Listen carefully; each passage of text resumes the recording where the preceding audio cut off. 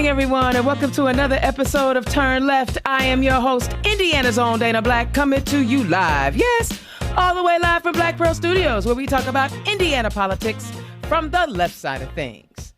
Well, if you boot up and you have you a Valentine, I hope you enjoyed your Valentine's Day. I know I did. I got surprised. I can't tell y'all what the surprise was because y'all might get mad at me later. I'm just saying, St. Elmo's is my friend. I really enjoyed my Valentine's Day. I hope y'all did too. Now, let's get to the State House because you know that's where my passion is. You know that's what I care about. I mean, I care about a lot of things, but the Indianapolis Star reports Indiana lawmakers held a hearing on marijuana decriminalization bill for the first time on Wednesday, but that's the extent of the progress expected this session on the bill. See, just when y'all got excited about Indiana waking up and joining everyone else in this century, at least joining Michigan, Illinois, Kentucky, and Ohio, they decided that they are not going to actually pass a vote. The House Courts and Criminal Code Committee Chair, Representative Wendy McNamara, said she decided to hear a bill proposing to decriminalize possession of 2 ounces or less of marijuana as a conversation starter, but said it ultimately will not get a vote this session.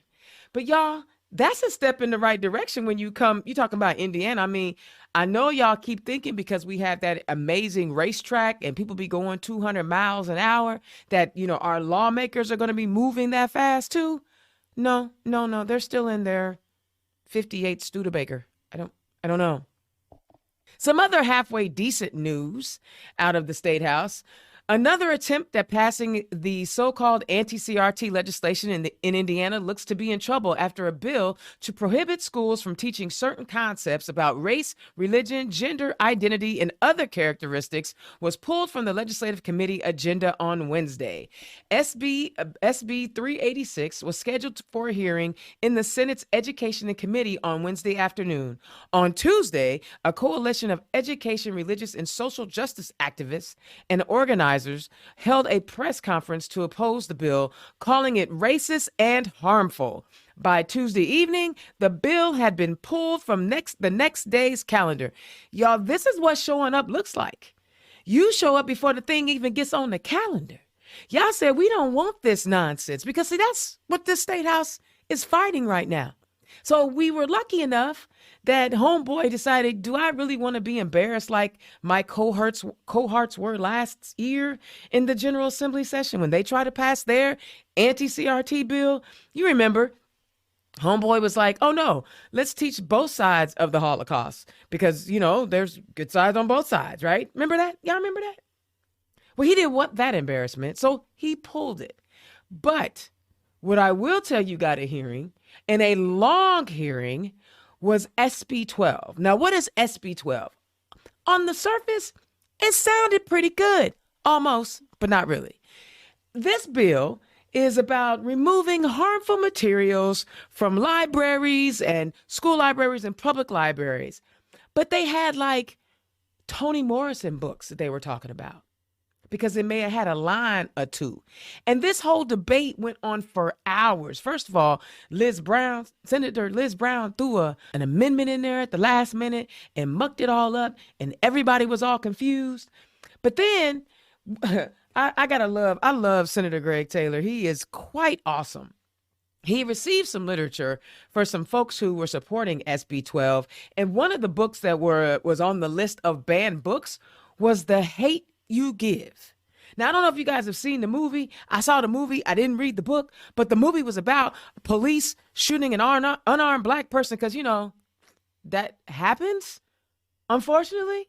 And it was a story about how to keep the hate from wanting to cause harm to those police officers. And they wanted to ban this book. And they didn't know that he has a relative that was on the production of the movie. Didn't know that. But this is what's crazy to me. SB 12 was about removing harmful materials from classrooms because 6 and 7-year-olds shouldn't be reading obscene material. And I agree, they shouldn't be. But I don't believe the items that they're trying to ban are harmful materials because or obscene materials, because they are wanting to get LGBTQ plus books out of there and racially diverse books out of there. But what they do want to keep, HB 1177 passed out of the House. Well, Dana, what is HB 1177? It's the bill that says we are going to fund teachers getting handgun training. Because I don't know what's more dangerous, reading a book about not hating on people or an actual gun in the classroom. I need y'all to make it make sense, because it ain't making no sense to me. If you want to remove harmful material from the classroom, what is more harmful than a handgun? Oh, we'll be able to lock it up and use biosensors to get it out. But if somebody comes into the school trying to shoot it up, how much time you got to get it out? I don't know. I don't know. It just seems to me they got things all backwards in that state house, and we've got to do better. Honestly, y'all, if you watch the sessions, you'll see that we don't have enough votes in any of our committees. In some committees, it's 10-4, 10-6, 8-4. We just don't have enough Democrats. And then on top of that, a lot of those committees are stacked on top of each other. So you'll see Democrats running from one committee trying to get into the next committee. We're spread too thin because we don't have enough people. So those of you who are listening to the show, 2024 is right around the corner. Get your ducks in a row. Go to some candidate training and put your name on the ballot to run no matter where you are. All the districts will be up in the House and 25 of them will be up in the Senate. We have got to send our Democrats some help, because I'm telling you, it almost feels like a lost cause. It is a lot of times a lost cause on some of these really, really bad bills. Okay? I need you to run for office. I need to get some support in there. We got to make it happen. All right? You know me, I believe, and y'all know my saying, there's enough sun for everyone to shine. You know, I talk about my guy, Miguel Hampton, down in Jeffersonville, Indiana. He is doing some amazing things down there. I got his flyers on the slideshow right there. But let me read some things to you. He's launching his podcast, Common Conversation, on Apple Music, Spotify, Amazon, and Google Podcasts. Every time he does something, I got to step my game up. That's all I'm saying. And he's looking for more people to come on his show so he can record in person. He's looking for all that good stuff. He's also working on creating 2 mini documentaries on equity, substance abuse and health equity in Southern Indiana, African American anti-racist social and economic equity in Southern Indiana. You guys have got to check him out. My guy, Miguel Hampton, is one of the hardest working dudes in the business. So listen, when I tell y'all, there's more than just Indiana's own out here trying to bring you guys and make you aware of what's happening around the state. Check out my guy, Common Conversations, Miguel Hampton in Jeffersonville. You know I love my man, Mark Gavard, up in Fort Wayne. There are more of us out here doing this work. Okay, guys, listen, campaign season is underway. I know you need some content. I know you need content at an affordable price. You need to holler at Black Pearl IT Solutions and Black Pearl Studios. Allow me to help you with your events. I have all the equipment you need. Let me live stream your event. Oh, and they just passed a bill in the State House that says they want every local municipality to live stream their meetings. For some of you smaller counties, you can afford this minority-owned, woman-owned, LGBTQ plus owned small business. So holla at your girl. Black Pearl Studios and Black Pearl IT Solutions, we have everything you need for your campaigns, your committee meetings, your party events, whatever it is, get at me. So y'all see, I was able to condense my rant tonight because, as you know, I'm an Indianapolis native. I grew up on the northwest side of Indianapolis, graduate of North Central High School, class of 1988. I'm not ashamed to say it, because I make 88 look good. I'm just saying, don't let the smooth taste fool you. But this is my city, and I go around. I know I talk about I'm a 92 county girl, but when it comes to what's happening in all those other 91 counties, it starts right here in Indianapolis. And who is going to be the mayor, who is going to lead our city, is critical to how the state goes. Tonight, not only has she been serving in our state house for over a decade, representing the East Side, often the forgotten side of Indianapolis, and doing it with pride and dignity like a Black woman does. She said, you know what? I could do more. I am going to run for mayor. And now that we have open primaries, everybody can run. Y'all give it up for my special guest tonight. We're going to talk it up, chop it up, running for mayor of the city of Indianapolis for 2023 and is currently representing the east side of Indianapolis in the State House. Y'all give it up for the Honorable Robin Shackleford. Robin, welcome to the show. Thank you, Dana. I'm happy to be here. What a great intro. I need to take you on the road. That's what they say. That's what they say. And as always, y'all, all appearances on Turn Left does not necessarily mean it's an endorsement by Indiana's own Dana Black. I just want to make sure people are getting their message out. And if you like what Robin is talking about, her donate link is right there. Click on her donate link, donate to her campaign. Let's chop it up and let's get into it. Representative Robin Shackleford, how you doing? Mm-hmm. Do you need therapy when you're in that State House? You know what? I am hanging in there. Yeah, the State House is a beast in and of itself, but I've been there for so long. I'm used to the fight. So yeah, I'm good now. I'm a seasoned veteran. We fight every day, all day long. But how frustrated can it be for you? And how do you manage when you see you don't have the votes that you need to either stop really, really bad legislation or push through, or sometimes your really good legislation doesn't even get called into committee? How do you manage that? So I would say one thing is having a great group of colleagues. The Indiana Black Legislative Caucus, we are truly a family. We are there. We meet every Thursday morning. So it's already 8 o'clock in the morning, but we support each other. We're there to vent to each other, happy times, cry with each other, because it is a very stressful job. But when you have colleagues there that are more like family, then you get that extra dose of support as you're just trying to go through and keep trying to make change and push through. So having those colleagues there, that gives me that extra boost. I love it because it's a fight. I listen to it, and you know, I send y'all text messages all the time. I know I get on y'all's nerves. Senator Greg Taylor, you know, I could just watch his exasperation. He probably talks as much as I do when it comes to a lot of the stuff that's happening. But I appreciate the fight that you guys have because I know it's not easy. So I'm saying thank you for what you put up with, and all of our representatives and all of our senators in the Democratic side of the House and Senate who fight because, oh my God, they want to ban books. and I love our Democrats because we are not afraid to get up, point out, call out. Yeah, all our Democrats, even the freshmen that done came in, they're already like going in head on.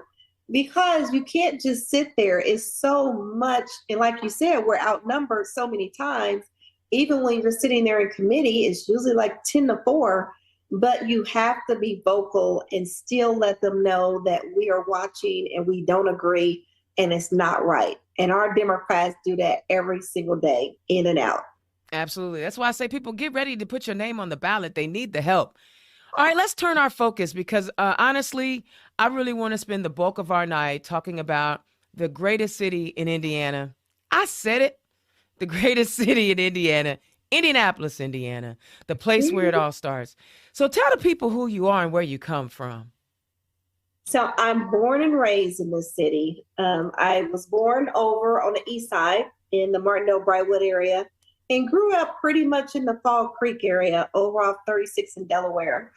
So grew up in all public schools, walked to school. We knew our neighborhoods. We're walking through neighborhoods, rode our bikes constantly through all the neighborhoods. So I know the neighborhoods because I grew up in them, lived in them and rode them and walked them and everything else. But went off to IU, came back. I definitely wanted to help out my community and help uplift my community. I did not go off to another city or another state because I knew I wanted to come back and make a change in my community. So that was one of my reasons for making sure I came back to my city after. And you grew up on the east side? Yes, east side and center. Okay. And that seems to be the area that often gets overlooked. I know when I have talked to Councilwoman Lakeisha Jackson, she talks about how her district often is the district without any banks, without any grocery stores. I hear everybody always talking about opportunity zones and TIFs and things like that. Why do you think Indianapolis and the East Side has been lacking those same opportunities? Because if there's nothing there, that is the best opportunity, I'm thinking. Exactly. It's trying to get some of these the officials to put more investment in the east side and the far east side. There's no reason. We used to have an enterprise zone. The state ended up taking it away, and it Mm, went through over about Fall Creek. So an enterprise zone was that area where people got different kind of incentives to hire people from within. What we can still do is create our own enterprise zones, basically create do those benefits at a local level. Because you're right, over here on the east side and far east side in my district, there's one grocery store mm. within 1 mile of where people got to go. So it's one of the biggest food deserts in the US. I have one bank, um, and we don't have a lot of sit down restaurants. We don't have coffee shops, things of that nature. So things that would help bring the community together, we're lacking in a lot of those resources. And it's a little frustrating. Don't get me wrong. I grew up on the north side where, there are a lot of things. I mean, from the Park 100 area to Keystone the Crossing to Nora, Castleton, even in the Kessler area. There are the Butler, Tarkington, Kessler area. There are things that can attract people. How do you, I'm just going to go. As mayor, of the city of Indianapolis, how would you work to increase those opportunities so that they're more spread out throughout the city? Even on the south side, they don't even have any public transportation out there. Yeah, and that's one of my biggest issues of why I'm running, just to make sure everything is given out fairly. All federal funding, any resources that we have, what we've seen and what it appears to be as we're looking from the east side and the far east side, even the south side, is we see a lot of those resources going downtown. And I think Hmm. people think it's supposed to spread out. But we got to start funding those outer neighborhoods where we have pushed a lot of the Black community Hmm. out, whether it's the east or the west side. And then we've left them out here with no kind of resources, just very little. So Hmm. I want to start investing in those neighborhoods that are on the edges, whether it be the south, the east, or the west, and giving them more infrastructure, giving them more resources to help them, because everybody wants their neighborhood to look great. Absolutely. Everybody wants the ability to work. Everybody wants the ability to be able to get to a job or get to school or get to take their kids to daycare. So definitely working on how do we make giving out those resources more equal. I love it. And so, if you do get to become mayor, if you win the primary and then go on to win the general election, you're going to be doing something that you've never done before. You're going to have a supermajority on the city council. We run Indianapolis. Democrats run Indianapolis. How do you think the lessons that you've learned in being in the super minority, right, are going to help you navigate the supermajority of your own party when you're at the state when you're at the city county? Well, actually, you're not at the city county building anymore, are we? Yeah, they are. They do that, Harry. So one thing that I've learned from being in the super minority is you have to be collaborative. You have to be inclusive. You can't make decisions just in a bubble. So you have to go talk to the other side of the aisle. You have to reach out to the community because you need the power of the community to get anything moved or anything done. And you need that power of collaboration to work with everyone and to work with those other leaders. Those lessons I will bring at the local level because even though we're in power, we still have some fractions. Even though the Mm-hmm. Democrats have that power, we still need someone to help unify that power and collaborate with everybody and the community. So there still need to be some unity that's brought within the Democrats to work on these issues. And with that experience from the state house, that's what I'll definitely bring to the city. So you've been out, since you announced you were running, I have seen you. First of all, what made you host the listening sessions? Tell me about those. Talk about those listening sessions. It was actually one of my team members because I used to do town halls and community conversations all the time. But now I mainly attend because we have a lot of nonprofits that do them. So I attend theirs. But they were like, you should do listening sessions to try to get the input from the community. So I said, well, that's a good idea. And what I'll do is tie it into, as I'm building my platform, get their input before I put anything out there, because I don't want to make it seem like that me and my team has all the answers in how we're going to go about this position. So that's what gave me the idea. It was one of my team members, and then we just ran off with it and said, okay, that sounds like a great idea. So how's it been going? What kind of feedback are you getting? What are the people telling you? So first of all, they're surprised when they have to do group work. So they thought, especially the first one, usually when you go to listening sessions, you're sitting there listening to someone, and then they may have mics in the aisles where people can come and complain about what they want to talk about, their concerns. So being with my SPIA background, we love group work. And so I'm like, I actually want these to be really positive and beneficial. So we put them in groups, and like everybody do, if you're sitting next to someone that you came with and I see that it's not diverse enough, I'll make you count off. So now those groups can be diverse. And I actually have them working on the 7 items that I'm going to be working on my platform. They get 7 pieces of paper, and it has one side has concerns, one side has solutions. And then they have to present out from their group. So we're taking in all that information and then feeding it into what our platform will look like.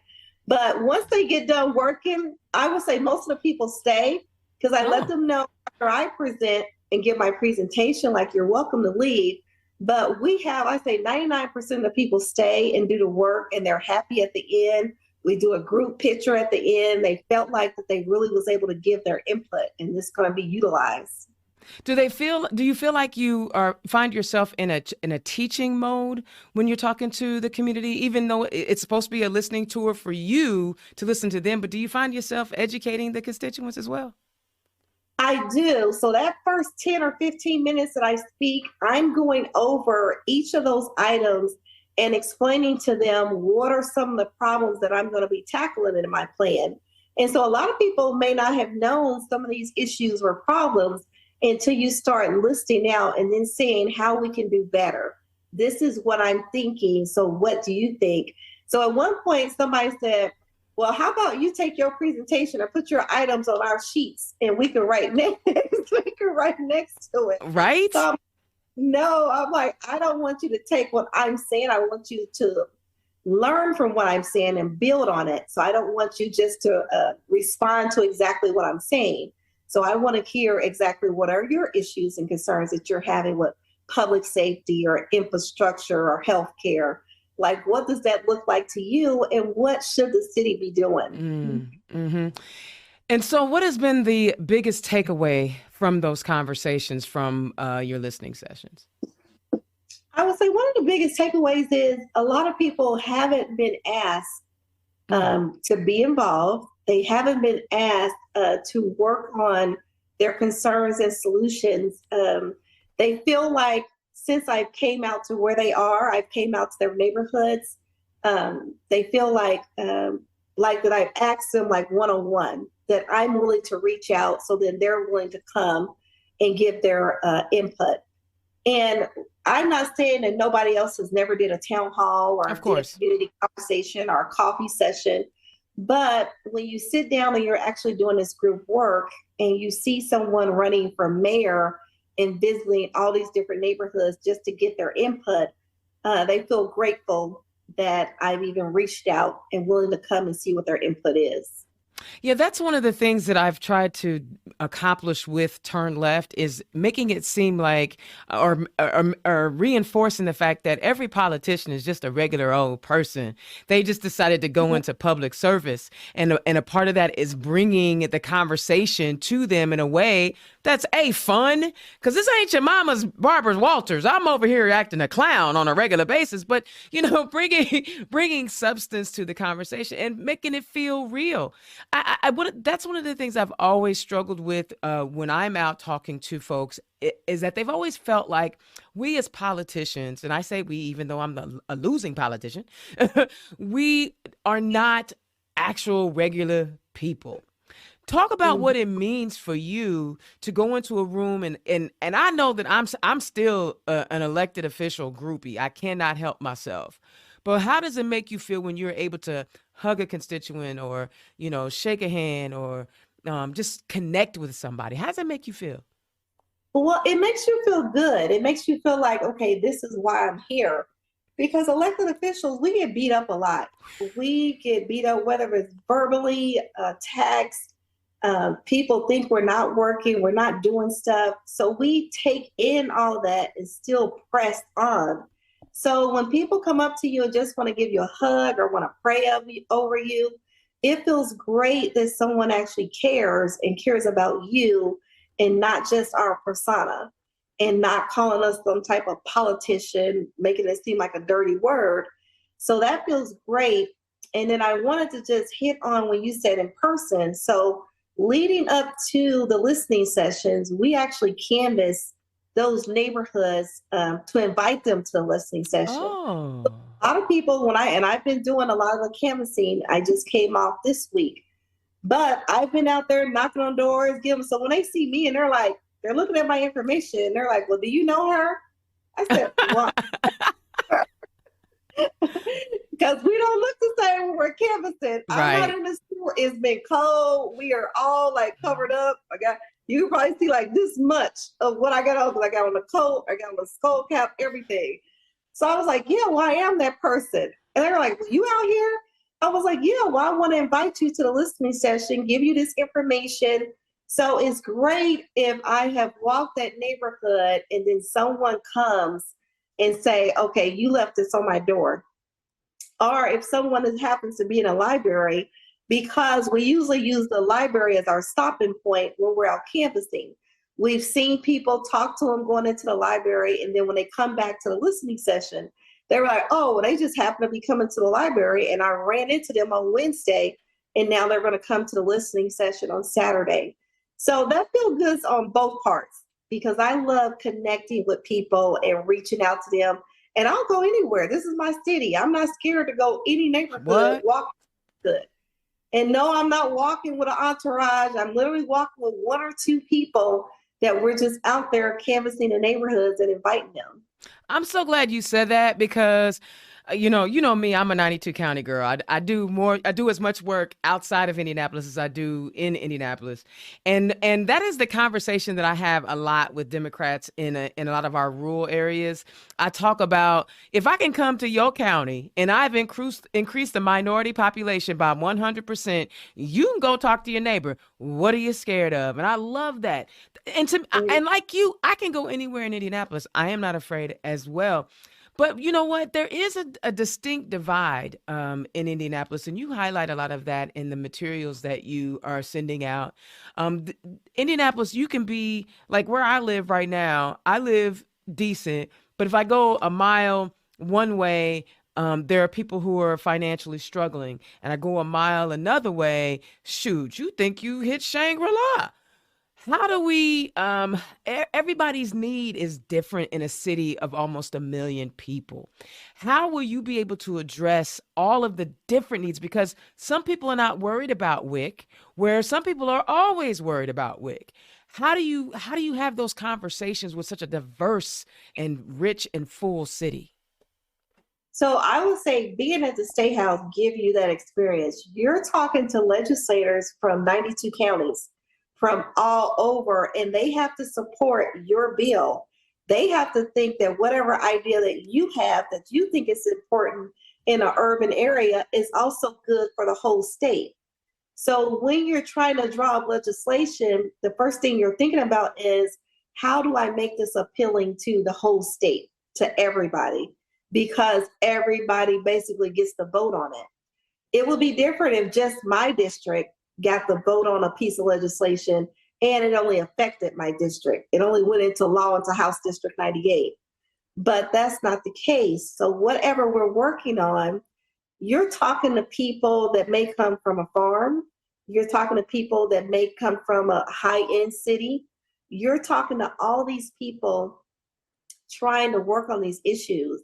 So with that experience, it was another reason why I did the listening sessions, because I'm going to Nora this Saturday. Mm-hmm. I want to know Nora's concerns, their issues, as the same as I wanted to know Hallville. Mm-hmm. Those are going to be different issues that you got to work on at the same time.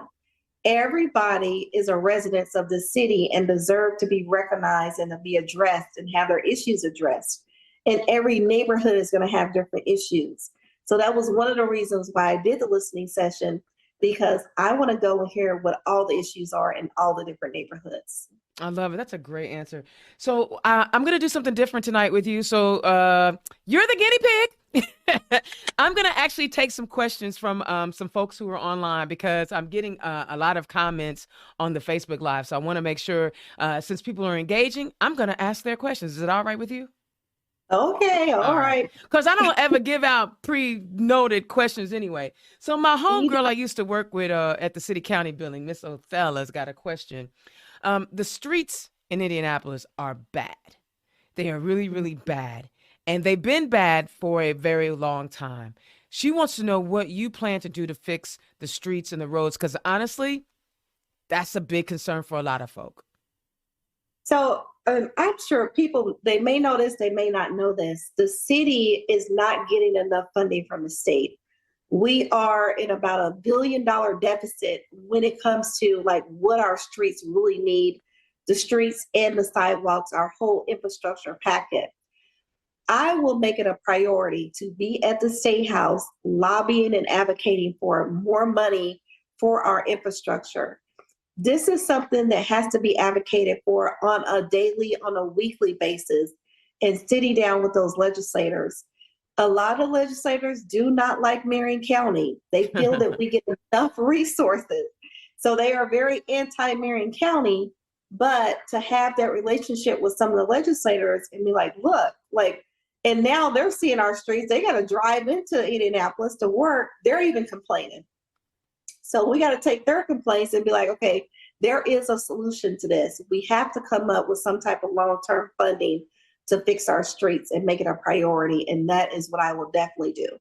See, I got an idea, but everybody's not going to like it. And because I get so frustrated with my folks who come in from our donut counties to make those 6-figure salaries, and then they take their 6-figure salary taxes back to their county, and then their roads are all wonderful and fantabulous. And then they complain about what's happening in Marion County. I have an idea. See, what we do is on Indiana license plates, because they have those numbers that tell you which county you're from. We put tolls. We put tolls on all the county border lines, and then you get charged a penny every time you cross over. It's not that much. You won't notice it if you don't come into Indianapolis that often.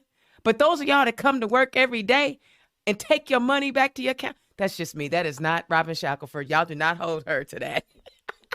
Well, you know what? That has been thrown around the State House for years, tolls, and then also a commuter tax.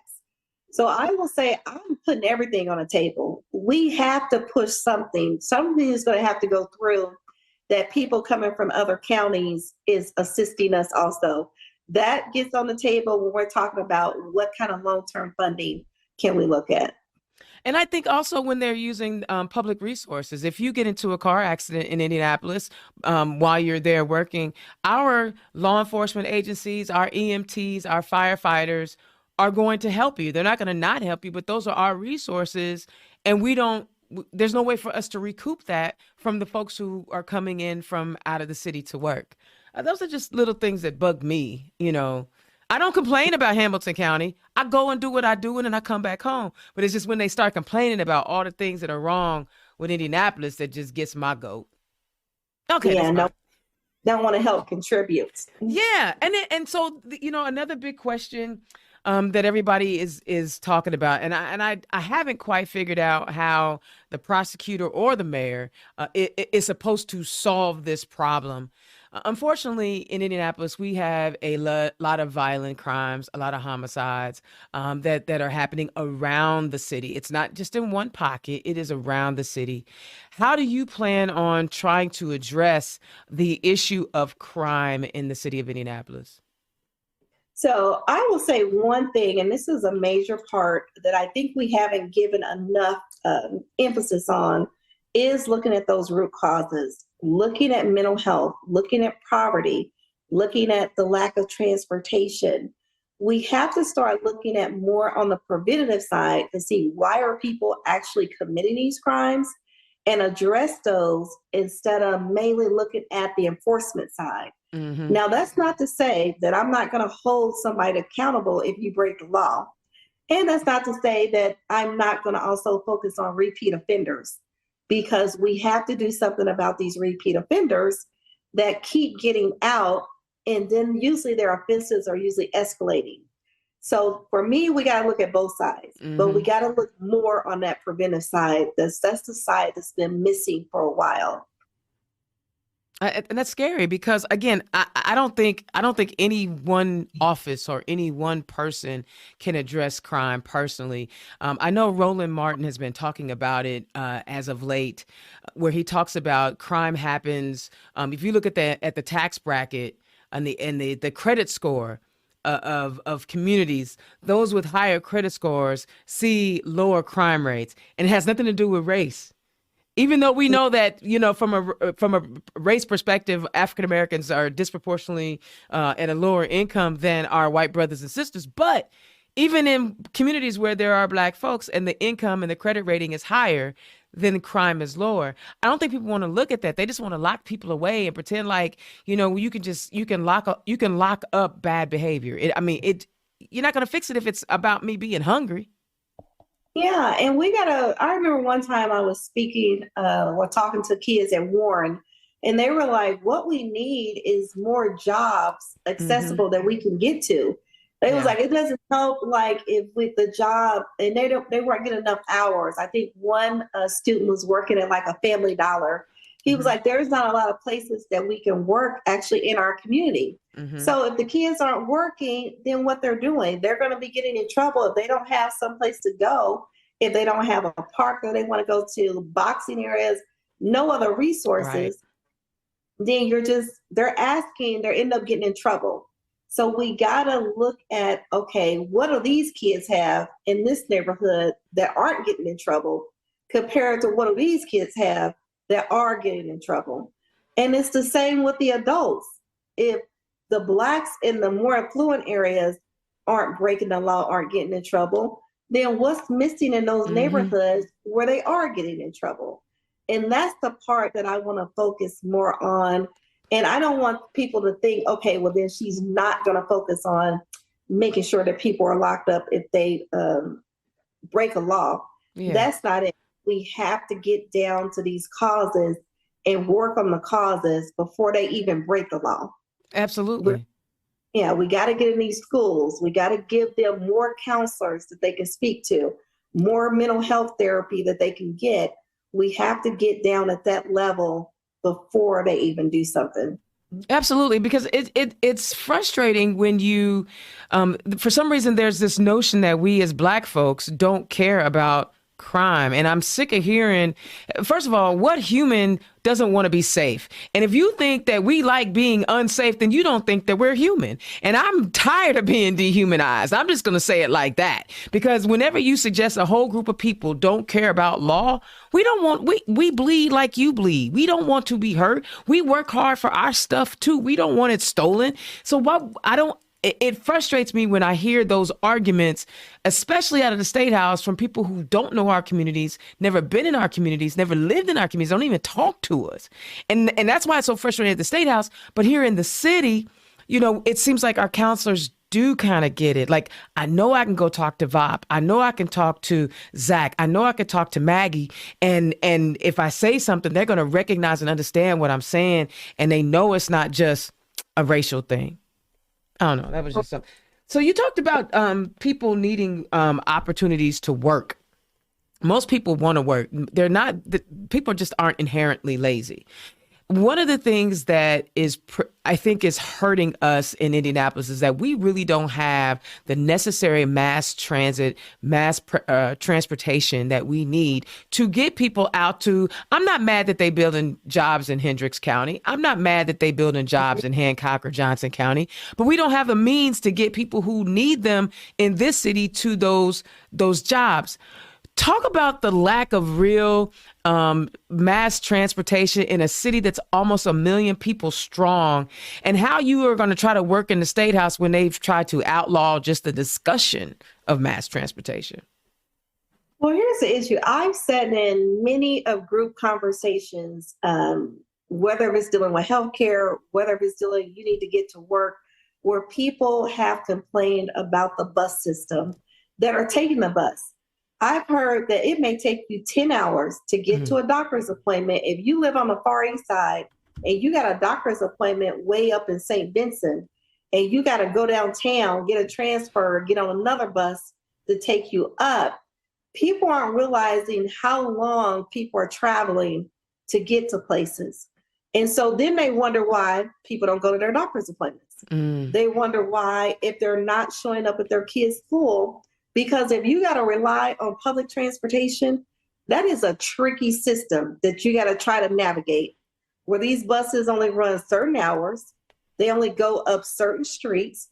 You may have to walk a mile from your bus stop to get to where you really need to go. So not having a mass transit system, we are not able to get people where they need to be, whether it's work, school, healthcare. And so we're asking them to piece together this transportation system between the public, between their friends and family, between if they can't afford a car and the high gas prices. They're trying to piece together how to get somewhere. And it's very hard. And some people don't take that into consideration. I know, and it's a struggle. So let's switch the focus, because I don't want this to seem like, we only have, you're a dynamic human. So I know we can go into a lot of different areas. One of the things about Indianapolis, and I say it and I mean it, this is the economic hub of our entire state, but we have to continue to grow the economy. What are some of the things that you want to do to attract businesses and attract small businesses, not just large corporations, to the heartland, to this amazing, amazing city? So one of the things we got to do is we have to make doing business here easier, especially for small businesses. I've heard people talking about, small business owners talking about our permit process, how long it takes if they're trying to get a project and how long it takes them to get a permit. I've experienced working with small businesses have to go back and forth with code enforcement when they're trying to open up, and they're arguing over the handicap spaces, all these requirements. So if we're going to attract these businesses, especially small businesses, we got to make it a little bit easier for them to do their business and actually be able to make money. And that's something that the city can do. We can audit all these processes that we have that a small business will have to go through and see, okay, how do we make this more efficient? Do we really need them to send this many copies or submit this and wait this long? So that's one of the things we have to do to attract. And then we got to have a better quality of life. People want to come to a city where they can not only work, but they can live at a decent amount and not have high rents, where they have somewhere to play, where there's different activities, diverse activities. We got to get more diverse. We got to get the way you see these other cities and things that they can do. People are craving to be able to do all kind of different kind of activities that sometimes our city just doesn't offer. But we got to start making the activities that we do offer to be more diverse and more attractive. So are those more like, public-private partnerships that you're talking about, like, for those activities? Because people have to want to spend the money to bring the thing here. Yeah, definitely public-private partnerships, because as a city, we will help provide the infrastructure. We may be able to give you some tax credits or some abatements. Say if you put your location in one of our underserved communities, or even if you bring it downtown. So there's different incentives that we can offer, but I would say actually listen to the people and see the kind of things that they want. I will say we don't have a lot of Black-owned nightclubs. We don't have any jazz clubs. That Got culture one. We, yeah, that culture is what's missing that mm-hmm. other cities have that we're lacking. And we have people here that can help bring out that culture and get it more developed and make us more attractive. But do you think like maybe the reason why we're struggling with the culture is like our city is set up so that okay, this district is where you have your clubs, and then this district is where you have your shopping, and then this is it possible that we can intermix and mingle some of these things? Like I love the Jazz Kitchen, but it's in the Broad Ripple area. You know, I love going to Slippery Noodle, but it's downtown. Is it possible to maybe put some of these spots in different places that could be zoned differently, maybe? Yeah, it's possible to put some of these places in different spots because a lot of them still got business or commercial zoning. Mm-hmm. We just need to put them in spots where, of course, it won't harm the neighbors. The neighbors Right. won't complain. But there's enough commercial zoning places to put these places at, and to put it like I think you're saying, to make it more like in a package, the more in a group area, so people can come and have that entertainment. I would love to see the mall reimagined into something like an addition to the convention center, then have the mall as a sub to that, but then have a lot of those places and things that people want to do that's actually in that mall. I would say I went to South Africa, Johannesburg, and they have this huge hotel, but within the hotel, it's almost like a mini city because it has a theater, a movie theater, a bowling alley, a casino, all these fine dining areas, everything, and all the people come, like people from the public, whether you're staying at the hotel or not, because it's huge. But it's consolidated, it's in that one area, and it's like a stop for entertainment. I love it. I love it. All right.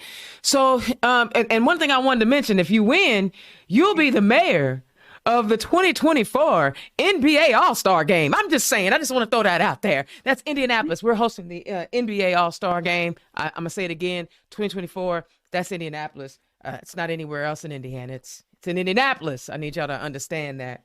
I get excited because I love my city, right? I work for Yeah. ActBlue, and, you know, people are often surprised that I'm a black person that lives in Indiana, which I don't Mm-hmm. understand. And then if I do live in Indiana, they think that I live in Gary because they think that only black people live in Gary, Indiana. Shout out to Gary, but there's actually more black people down here. But one of the things that we've not seen is a person of color, period, in the executive level. Nor have we ever had a woman occupy the executive level position. I know a lot of people want to say, you know, it shouldn't matter. It should be the most qualified. But when you have a city that is over 30% black people and close to, I want to say 10% Hispanic, a little bit higher, Mm-hmm. when you have 40% of your population that is minority, and of course we know women make up 51% of the Yeah. population, and we have Mhm. not been in those executive roles. What would it mean to you to be the first person of color, the first black person, and the first woman to lead the city of Indianapolis? Well, you know what? First, I would give homage to the women that came before me that fought this fight, Z. Mae Jemison and Melina Kennedy. They Mm-hmm. have already kind of paved the way because they have made progress in trying to get a woman or even trying to get a black person in that seat. So, and having a woman in the seat, it brings a whole different vibe. It brings a whole different of how we process and how we work. We are very collaborative. We are, and when you put a black woman, when you say we got a budget, we definitely gonna be under budget every Mm-hmm. day. We can Mm-hmm. stretch a dime like it ain't been stretched no more. Because the thing is, we work with other people. we love working with other people and just bringing in all those thoughts and energy. But I want to tell people it doesn't mean that this city is not going to be ran by any less of a qualified person, because Come a on lot of now. our women, we have to be more qualified. When we're sitting at the table, when we're sitting at the room, we have to be doubly qualified when we're sitting there talking to men. And even though that we may feel that they're less qualified than us, we still got to work with them as if they were the most qualified. Man. So a woman understands, I will say, they understand the struggle, they understand those challenges, and they bring that to the table every time that they're sitting there and thinking about, is this going to impact someone? How is this going to impact someone? How much is this going to cost? Can we get this cheaper? That is always on a woman's mind when she's making those decisions. And as we know, women are good multitaskers. Mm-hmm. We will multitask. We will make a 10-hour day into a 3-hour day. Yep. We can make it happen. We will be done 50 million things by 5 o'clock in the morning. And you be like, okay, you done worked out, you done wrote up a report, you done got breakfast, and it's just 5 a.m. Now you're going to go to work. And then if you're a woman of a certain age, you didn't have 14 hot flashes while you did all that. Exactly. With the hot flashes and everything else that goes with it. I mean, I know that a lot of people always are like, oh, why does it have to be a race? Why does it? But it's when you have not had representation in spaces, it's exciting to see what you can be. And I wanted to just hit on that before the end of the show. Indiana's own Dana Black Turn Left. We're talking to Representative Robin Shackleford, who is running for the mayor of the city of Indianapolis. So, Robin, I know that I asked you a few questions about the things that you want to focus on. Are there some areas that we didn't touch on that you want to highlight and make sure people are aware that you know about them and you want to work on them if you were to win the mayor of the city of Indianapolis? So one of the things I do want people to know is that diversity, equity, and inclusion. I know it has become some buzzwords, but being the former mayor's, one of the former mayor's diversity affairs director, I got to learn our city in a different way because I was constantly out in our neighborhoods and getting to experience people from different countries, different cultures. So I know the potential this city has when I say we're not tapping in to that human potential that we need to tap into. So that's what you will see me tapping into more, is just being more welcoming and embracing of everyone in this city, and being more, making sure everything is on an equal playing field for everyone, and making sure that our city is welcoming to everyone, no matter their race, their disability, their sexual orientation, anything. We include all these when we're talking about diversity. So it just won't be buzzwords for me. This is something that I truly feel passionate about and that our city needs more of. And I want to make sure that we talk about my religious folks too, because they always we talk about Mhm. diversity, and some of our religious brothers and sisters think we're trying to leave them out. Absolutely not. I believe in diversity of religion. In fact, I'm a fight like the Dickens, so you can pray however you want to pray. Yes, religion has definitely been in there. Yeah, we have so many religions here in Indianapolis, and everyone should feel welcome. Everyone should feel like that their faith is respected, and who they believe in or what they believe in should be respected also. Okay, I got to ask you a tough question. What is your relationship with law enforcement? So I would say I have a good relationship with law enforcement. You guys know we did pass House Bill 1006 in 2021. That was our law enforcement bill. And when to get that to pass, we had to meet with law enforcement a lot. We had to meet with the sheriffs, the prosecutors, the chief of police to come up and compromise on what that legislation would look like. To get it through the state house with no opposition, law enforcement had to be on board. So it was great getting to work with them, because this is that piece of legislation that said, if we even think that you're doing something wrong or you get accused of doing something wrong, you can be decertified. Wow. This is a piece of legislation that said you can't turn your body camera off or you will face criminal penalty for turning off your body camera.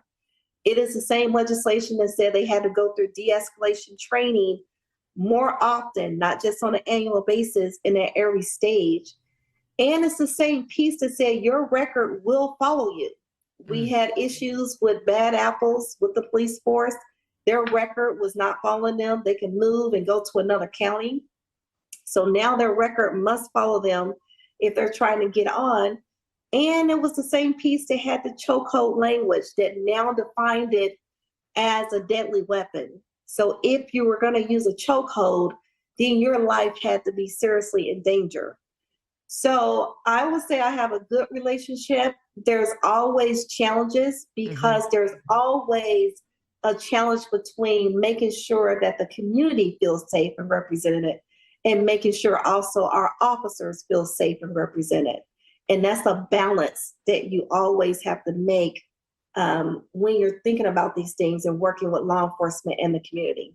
I love it. I love it. I agree because when I worked at the city county building in the IT department, that, I had IMPD, and I don't think people thought I was going to, have a positive working relationship, but they're humans, right? Once you get past the uniform and you start talking to people, now there are some behind holes. That's for dang on sure. But when you talk to when you really connected to the ones who were running the PAL program, police athletic league, and the recruitment team and the training teams and all the different folks within law enforcement, I'm telling you, IMPD's got some good folks. They got some suckers. I'm gonna say it because I met them. There's some suckers, but for the most part, everybody I worked with over there was pretty good. We just have a lot of work to do because humans are going to human. So you win your election in May. You show up in November, you win your election in November. What is the first thing you're going to do as mayor of the city of Indianapolis? So I would say the first thing I'm going to do is just open up the 25th floor and have a big reception to let everybody come in. Let everybody come in and see where the mayor's office is. Let them know they're always welcome. The legislators have already been asking me, can they come? So they will definitely be invited because we definitely don't need their help as we're working on infrastructure and everything else. But just open up the mayor's office to the community. It is their office. The city county building is theirs. That will be the first thing, is let everybody in and then get to work on working on all these things that we need to work on. I love it. And hopefully, if you were, be successful, there would be less of an adversarial relationship between the State House and the city county building. They just down the street from each other. And it's such a adversarial relationship. But I understand why. It's not like I don't get it.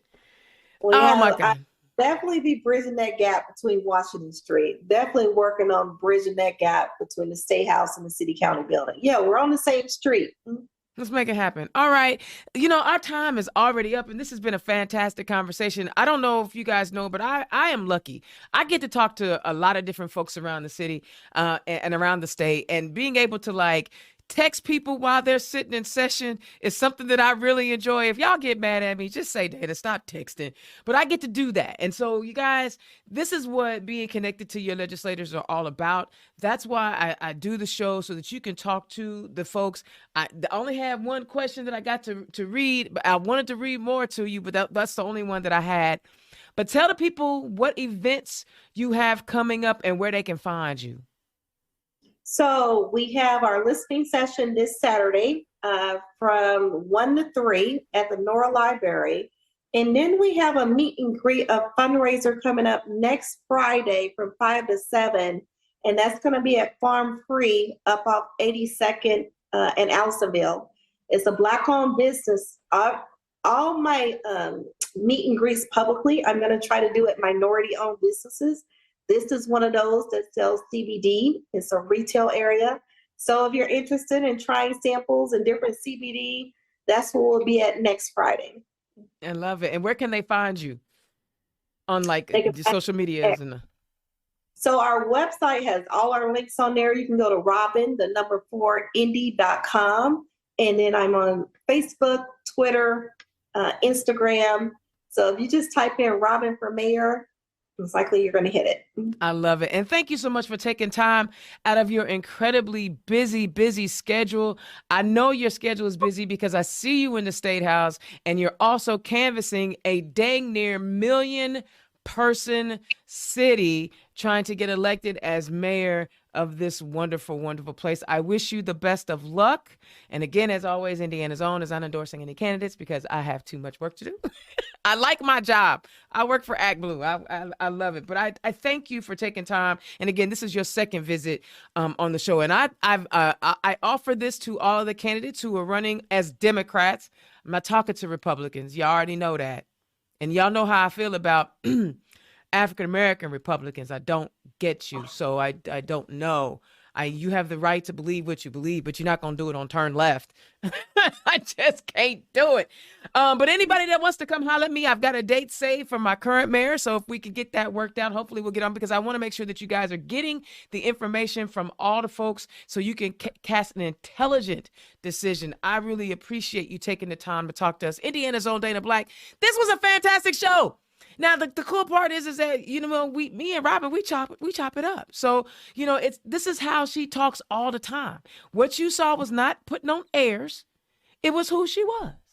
And I'm excited that she was brave enough, bold enough, confident enough to put her name on the ballot.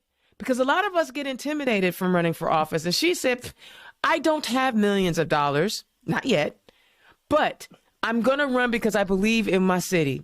And money should not be a deterrent. Incumbency should not be an deterrent. My congressman, my favorite congressman, Andre Carson, says competition is good. So this is why it's important. Iron sharpens iron.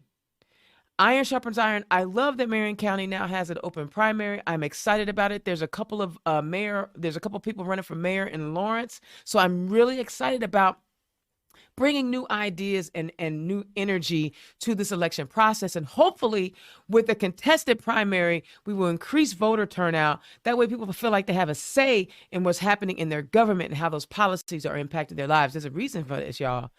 All right, we have a great show coming up for you again next week. I thank everybody for tuning in.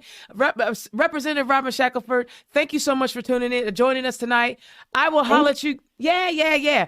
And good luck to you. Keep knocking doors. Keep doing what you're doing. I will catch you guys next week. I got another set of great candidates coming on to talk to you guys. Feel free to chop it up anytime you want. I'm easy to find, and I will holler at y'all next week. Peace. Turn Left is the property of Black Pearl IT Solutions. Executive producer, Indiana's Own Dana Black. Music by www.bensound.com.